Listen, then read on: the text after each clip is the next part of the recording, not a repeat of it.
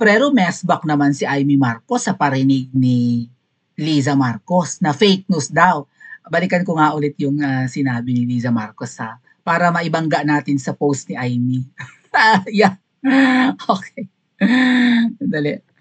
Liza Malu. Ano pa pangalan? Liza Malu ba? Liza Maluwang? Hindi naman, di ba? Liza Marcos talaga. Verified, oh. May blue check, mga ating.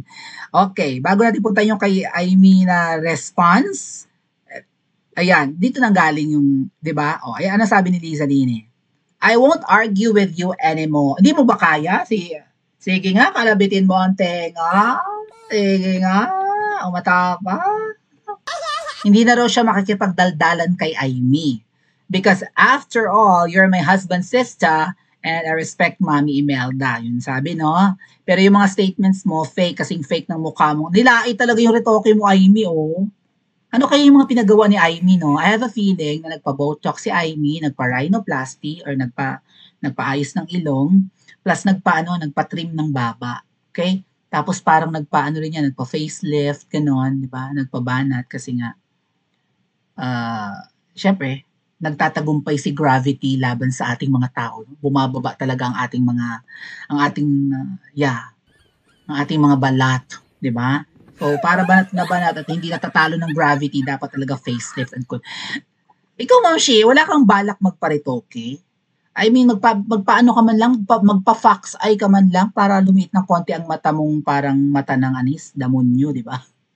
Oh. Tapos yung leeg mo na lagi mong pinapa-edit, ayaw mo pakinisin yan. Di ba? Marami namang paraan para pakinisin yan, Oh, pwede naman siguro yung mga diamond peeling, maybe na deep peeling, mga gano'n, no? Alikmang mga peeling. O maybe pakabitan mo ng goma kabitan mo ng ipit ng damit yung likod para parang balat ng leg mo nakaganon, ganon. Para walang naglalawlawan diyan, bahala ka na. Retokada daw ang mukha ni Amy, so peke daw ang ganda ni Amy at peke din ang statements. Parinig na siya ng parinig, fake news daw. Ikinokorek pa niya yung pagpunta ng taga-Hollywood sa Pilipinas, na ang Pilipinas daw ay puro fake news. Welcome to the country na binabaha ang mga deliver ko, mga sinabi. So, ang sagot ni Amy ay parang hindi naman daw si Amy ang nag-post nito. So, ibang tao? Ayan. Ang sagot daw ni Amy, at least yung shinare niyang quote card, yes, don't argue with me. Huwag ka na may pagsagutan sa akin na mukha. Parang ganun, no? You should thank me. Pipinilit kita sa kapatid ko kahit maganda lahat ng ex niya. Kasi yung mga mestiza, yung ex ni Bongit, yung Claudia Bermudez, yung girlfriend ni Ngiwi, di ba, na nasa pelikulang Made in Malacanang ni Daryl Yap, nasa part 2 ng Martyr or Murderer, na supposed ang gusto pala ni Marcos Sr. ang dapat ikasal muna ay si Bongit at hindi si Irene, di ba? Ay si Claudia Bermudez na mestiza. Dugong Briton, dugong Amerikana, and Pinay. Matangkad. Ay si Liza Marcos parang native na manok. No? Although malasa naman ang native na manok pag nilaga mo or pinirito mo. Baka yun ang selling point ni Liza Marcos, no, sa kay Bongit. Naku, patol ka ng patol sa mga white leghorn. Parang gano'n, no? Di naman, patol ka ng patol sa mga 45 days. Hindi masarap ang karne niyan. Matabang. Ako na native na manok, pag nilaga mo, talagang lasang-lasa mo ang manok sa sabaw. Ganun siguro, no? Ganun siguro yung binenta yung sarili niya, no? May pag-irap-irap pa siyang ganun, no? Ani mo mga white leghorn na yan kung matabang naman. Malaki nga ang karne, malaki nga ang talapia, hindi naman malasa. Malasa akyes. Ganun yung selling point noon ni no? Ganun yung binibenta yung sarili niya kay Bongit, no? Pero ang sabi ni Mangga, siya nga raw ang dahilan kung ba't nagkatuluyan yan. 'Di ba? Parang lagi kayo magkasama, ba't hindi na lang kayo magpakasal, something. Ay, may kwento to ha. Share ko na lang sa next live natin about dyan. Kasi nagtataka yung iba, ba't lahat ng anak ni Liza Marcos hindi kamukha ni Bongbong? May nakikita naman akong resemblance. Pero si Sandro nga, kamukha ni Bong Daza. Si Buong Dasa ba? Oo. Tapos yung pangalawa, si Simon, kamukha ni jowa ni Don Zolweta. Sino yun? Yung jowa ni Don Zolweta na appointee rin ni Iwi. At tapos yung si Vinny, kamukha naman daw ni Tambalos-Los. Ba't hindi kamukha ni Marcos Jr. ang mga anak ni Liza? Katakataka-anis. Pag-usapan natin sa next live. O, mag-subscribe kayo sa Princess Maui too, ha? Doon ako nagchichika, hindi dito sa main channel, mga ating. Yes, don't argue with me, Liza Malu, sabi ni Aimee. You should thank me. Ipinilit kita sa kapatid ko kahit maganda lahat ng ex niya. Ikaw ang pinaka-ugly with biggest tummy full of drugs and wine. Ikaw daw ang pinaka-pangit talaga. Pangit daw si Mamshi. Payag ka nito, Mamshi. Pangit ka raw. Kalapitin mo nga ang tenga. Pitikin mo nga ang ilong, Mamshi. Madaldal tong mangga na to, ha. Diba? Ikaw ang pinakapangit. Butod ka raw. Butod.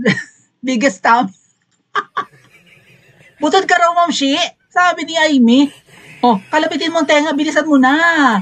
Kalapitin mo ang ilong, baka tumabingi pag sabi mo rito, ganunin mo agad, pitikin mo para tumalsik yung silicone. Ay, silicone yata yun eh. Tawang-tawa pa si Aimee. Momshi! Sagot na! Sino kaya sa kanila pinaka-trending ang post, no? Malaki ang tiyan, puno daw ng droga at alak. Lisa Laklakera, tawagan dyan ni Miss Marlica, di ba? So, anong ginagamit ni Ma'am Shi na drugay, tiabo, ecstasy, polvoron? Which one? Or maybe all of the above?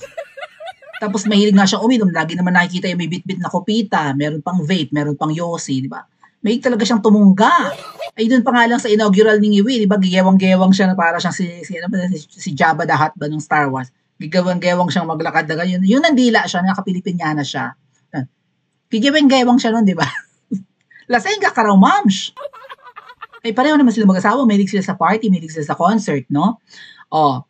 Ang photos na i-edit, mahilig nga si Ma'am Shi mag-edit. Pinakita ko sa inyo kanina, makinis siya kanina, walang kulubot ang liig, mapayat, maliit ang tiyan. Ang photos na i-edit, pero ang hair follicle test, hindi nare-retoke. Retoke pala ha. Sige. Kaya nyo retokehin ang hair follicle. Parang hinahamon ni Aimee si Liza Malu, na magpa-hair follicle kayo mag-asawa. Kung fake news ang sinasabi ko. Ma'am Shi! Ayaw mong kalabitin ang ilong.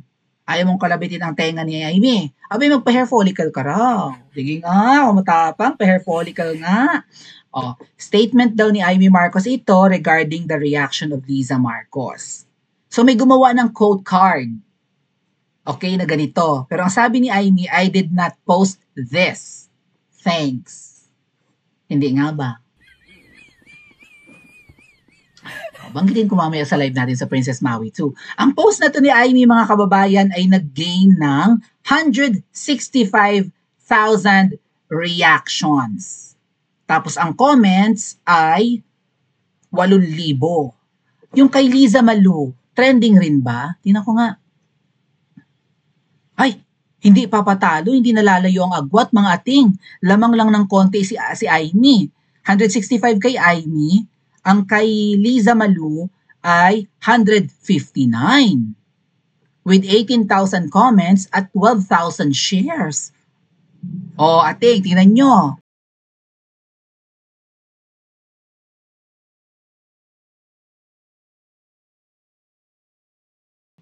Lamang sa reaction si Aimee, 165 react, pero ang comments, 9,000 lang. Kay Liza, 18,000. At ang nag-share ay,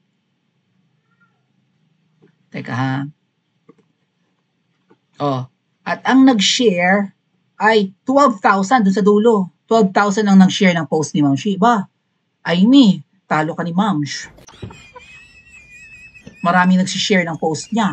Marami rin nagko-comment. Sabi ni Dean Chase nag-comment pa si Dean Chase, dami mong sinasabi, drug test ang hinihingi namin, mga hayop. Pusuan natin ito eh. Dami mong ngak-ngak. Parang ganun. Kariak-rak baga si Dean Chase.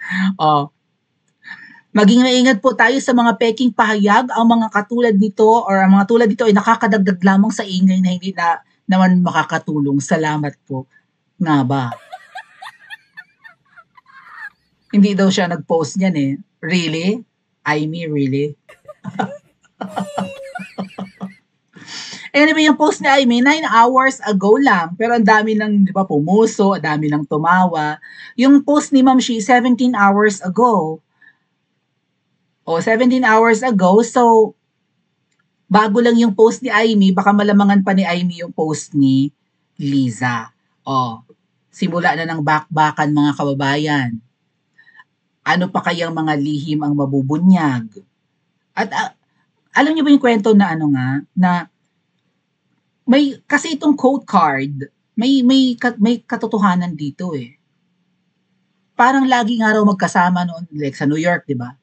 Magkasama silang nanood ng concert ni Lea Salonga na hindi naman nagbayad ng ticket. Di ba pasabog ni Miss Marlica yan? Manggagancho na talaga noon si Liza. Right? Nakapanood ng concert ni Lea Salonga nang hindi nagbayad ng ticket. Sindak-sindak laang yung guard. Yung nagbabantay sa gate ng Broadway or wherever that was in New York. Sindak-sindak lamang. Oh. So, lagi na raw magkasama noon si Marcos Jr. at saka si Liza. Sinabi ni mga, ba't hindi na lang kayo magpakasal? Total, lagi naman kayo magkasama. Oh. Bongbong Marcos, wala ka bang nabuntis na iba? Like yung mga mestiza mong girlfriend, hindi mo nabuntis? Sa taas ng standard ni Bongbong Marcos, kasi maganda ang ina eh. Tama? Diyosa si Imelda. Diba? Sabi nga nung kakilala nating flight attendant, shout out, you know who you are. Sabi niya, kahit galit tayo kay Imelda, noong ako'y flight attendant ng Philippine Airlines, pagka ginamit nila ang eroplano for their state visit, nasa starstruck pa rin kami. Ang ganda, ang bango ni Imelda. Mukhang beauty queen, pang reyna ang dating. Kahit na galit ang mga Pilipino dyan dahil banidosa, maluho, di ba, nagwawaldas ng pera ng Pilipinas, hindi mo pa rin mapipigil na hangaan siya. Kasi talagang maganda. Oh, mataas ang standards ni Ngiwi. Kaya ang mga girlfriends niya, katulad din ng nanay niya na Diyosa. Tapos ang kinauwian, pangit na nga ang unano na nga. Pangit pa, sabi ni Aimee, malaki pa ang tiyan. Polvoronic pa. Native na manok pa. So, ginabaan ba si Ngiwi? Dahil, yan, buti nga sa'yo. Kung tamang sinasabi ni Aimee na noon pa man ay pariwarang anak na si Bongbong Marcos at gumagamit na ng polvoron, o di napupunta din siya doon sa isa pa rin naman. Kaya siguro sila nagkasundo at naging mag-asawa, no? Baka pareho silang mahilig sa Goldilocks, polvoron. Tama? Yun ba yun? Oh. So, ano ang gusto nyo mangyari mga kababayan? Magparinigan sila every time? Maglabasan ng baho? Ano kaya ang hawak ni Liza Marcos na panlaban kay Aimee? Sapat ba yung power? Usurper si Liza, no? Hindi naman siya ang binoto ng Pilipino pero feeling powerful. Kasi nga, mas matalino siya kay Ngiwi. May tinapos, abogada, propesora, right? Madiskarte. Si Ngiwi naman, inutil, lampang lalaki. Si Ngiwi parang trophy husband, no? Parang ganun. Kasi Marcos siya eh. Siguro, si Liza, paminsan-minsan nilalaki din niya si Marcos ka nga, Araneta naman ako. Marcos ka nga, bulok ka naman. 'Di ba? Bulak-bulero ka, wala ka diploma, ako. Swerte ka pa sa akin. Huwag mong lalaitin ang itsura ko na ako ay native na manok. May diploma ako, abogada ako. Good catch ako. Ako ang nagpapayaman at dumidiskarte para sa pamilya natin. Wala kang alam, inutil.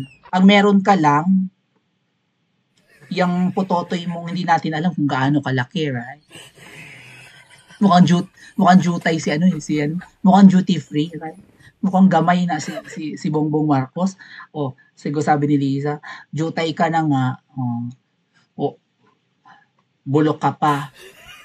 Eh ako abogada, may pinag-aralan. Huwag mo lalait-laitin ang itsura ko. Kahit ako'y unano, di ba? Kahit na beauty queen sa mga girlfriend mo noon, eh ako naman ay abogada. Kaya kitang anderin. Isang sapok ko lang sa iyo, eh magsa-sunglass ka pa pagpunta mo ng New York. Ganun ba yun, mga ating? O isang sapok ko lang sa mata mo, eh pagdating mo ng New York, ay naka-sunglass ka na ng bonggang-bongga. Abot na abot ko yung abot na abot ko yung mata mo kahit ako'y unano. Ganun siguro no, ganap no. So, sapat ba yung power? Sapat ba na mas mapera ngayon si Liza? Sa tingin ko, mas mapera siya ngayon kaysa kay Amy. Right? Sapat ba yun para pumalag-palag si Liza kay Amy? Ano pa kayang mga baho ni Amy ang hawak ni Liza? At ano naman ang hawak ni Amy na mga panlaban kay Liza Marcos? Kasi marami raw nagchuchucho ngayon, no? May pinasasalamatan si Amy. Actually, nasa post niya yan. Pinasasalamatan niya yung mga intel. Ayan, no? Masabi din eh. Sa lahat po na nagpadala ng impormasyon, larawan at iba pa tungkol sa usapin ng droga na aking hinarap, tinanggap at gustong solusyonan para sa aking pamilya at aking bayan, ligtas po ang inyong pagkakakilanlan at tatanawin ko itong malaking utang na loob. Sa mga nais pong magbahagi, iingatan ko kayo. Sa mga nagtatrabaho sa palasyo, ayan no, post niya. Sa mga pulis at sundalo at dati naming mga nakadaupang palad, alam kong hindi biro ang ipinadala nyo sa akin. Evidence laban sa iyo, Ma'am Shi. Ano kaya ang mga yun? Hindi man tayo hayagang makapagkita. Gusto kong malaman ninyo na kayo ay aking poproteksyonan at hindi masasayang ang pagtitiwala at katapangan. I think may mga nagagather si Amy na intel laban kay Liza at laban kay Bongbong Marcos. Kung hindi totoo ang bangayan, since love naman ni Amy ang kanyang kapatid, right? At gusto niyang isalba si Ngiwi, what about itong bangayan ni Amy at saka ni Liza? Ano masasabi niyo dito? Kaninong team kayo? Team Amy, Team Liza, or Team Sarah? Paki-comment nga po sa comment section at mag-like at subscribe din po kayo.